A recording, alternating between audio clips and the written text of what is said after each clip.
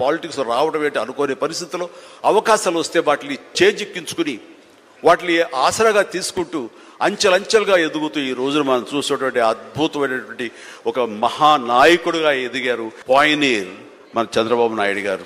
రేమో వాళ్ళకి అధికారంలో కూడా ఉండలేరేమో. అది ఈ నేపథ్యంలో నాకు చంద్రబాబు నాయుడు గురించి చెప్పాలనిపించింది.